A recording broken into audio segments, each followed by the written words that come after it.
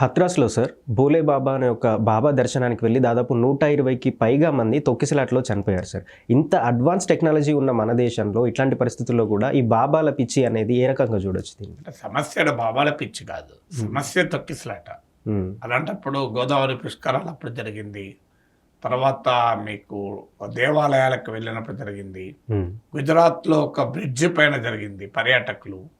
అందువల్ల సమస్య బాబానా కాదా అని కాదు. సో బాబాల పిచ్చి ఉండడం అదొక డైమెన్షన్, కానీ ఇక్కడ డైమెన్షన్ అది కాదు. డైమెన్షన్ ఏంటంటే స్టాంపిడ్, తొక్కిసలాట.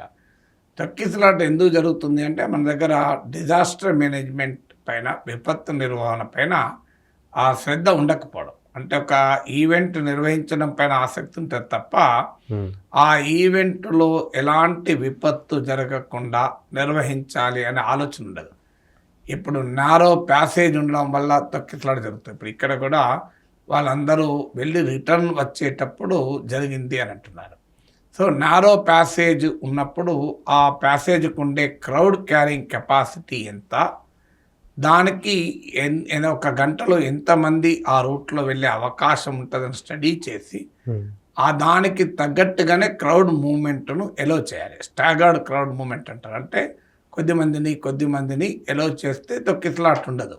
మీకు మనం బిర్లా మందిర్కి వెళ్తే చైన్ పెట్టి ఆపుతారు చూడండి, కొంతమంది అయిపోయాక మళ్ళీ వాళ్ళు ముందుకెళ్ళాక వీళ్ళని వదులుతారు. సో అలా ఒక క్రౌడ్ మేనేజ్మెంట్ స్ట్రాటజీ అనుసరించకపోవడం వల్ల జరుగుతుంది. అందువల్ల నీకు క్రౌడ్ క్యారింగ్ కెపాసిటీ ఎంత అనేది చూడాలి. తర్వాత ఒకేసారి అందరూ మీద పడే పరిస్థితి ఉంటుంది. ఇప్పుడు అక్కడ కూడా వార్తలు వస్తున్నాయి, ఆ బాబా పాదధూళి కొరకు ఎగబడ్డారు అని. మీకు రాజకీయ మీటింగ్లో చీరలు ఇస్తామన్నప్పుడు ఇలాంటి తొక్కిసలాట జరుగుతాయి. సో ఎందుకు ఒక్కదానికి మీద ఒకేసారి ఎగరపడే ప్రమాదం అప్పుడు కూడా జరుగుతాయి.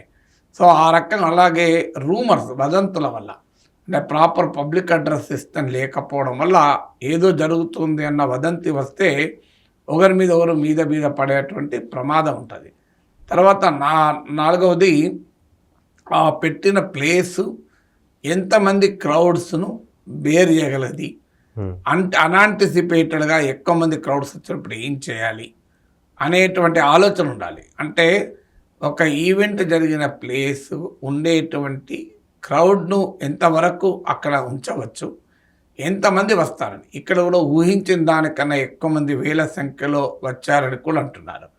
సో అందువల్ల ఆ రకమైన అంచనా ఈవెంట్ హోల్డర్లకు లేకపోవడం కూడా ఒక కారణం.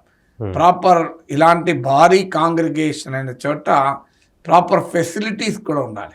అంటే అంబులెన్స్లు కావచ్చు, ఇతర మెడికల్ ఫ్రీ ఎయిడ్ కావచ్చు. అప్పుడు ఇలాంటి జరగకూడదు జరిగితే కనీసం కొంతమందినైనా కాపాడేటువంటి ప్రయత్నం చేయొచ్చు.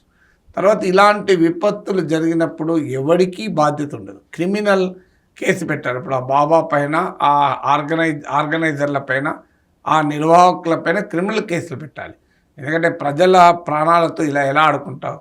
నీకు తెలుసు కదా, ఒక ఈవెంట్ జరిగినప్పుడు ఆ ఈవెంట్లో ఉన్న డిజాస్టర్ మేనేజ్మెంట్ ఏం చేయాలనేది క్లారిటీ ఉండాలి. సో ఆ క్లారిటీ లేకపోతే ఫైర్ యాక్సిడెంట్లు జరుగుతాయి, ఇలాంటి అనేకం జరిగే అవకాశం ఉంటుంది. అందువల్ల దేశవ్యాప్తంగా, ప్రపంచవ్యాప్తంగా ఈ స్టాంపీడ్స్, తొక్కిసలాట పైన చాలా రీసెర్చ్ ఉంది. ఇప్పుడు exit and entry multiple points ఉండాలి. జరిగేది ఏంటంటే ఒకే ఎగ్జిట్, ఒకే ఎంట్రీ ఉందనుకోండి, నీకు అందరూ అక్కడే ఒక్కసారిగా వచ్చి మీద పడతారు. అదే ఒక ఈవెంట్ నిర్వహించే ప్లేస్కు మల్టిపుల్, అంటే వివిధ డైరెక్షన్లో ఎగ్జిట్, ఎంట్రీ ఉందనుకోండి, ఒక్కసారి మీద పడేటువంటి అవకాశం ఉండదు. అందువల్ల ఆ స్టాంపీడ్స్ను, తొక్కిసలాటను ఎలా నియంత్రించాలనే దానిపైన ఇప్పటికే అనేక ఘటనలు జరిగాయి, అనేక పరిశోధనలు ఉన్నాయి, విచారణ కమిటీ రిపోర్ట్లు ఉన్నాయి. కానీ సమస్య ఏంటంటే ఆ డిజాస్టర్ మేనేజ్మెంట్ స్ట్రాటజీ లేకపోవడం, ఇలాంటి ప్రమాదాలు జరిగినా కూడా ఎవరిపైనా శిక్ష లేకపోవడం, ఎవరూ బాధ్యత తీసుకోకపోవడం వల్ల మళ్ళీ జరుగుతుంటాయి.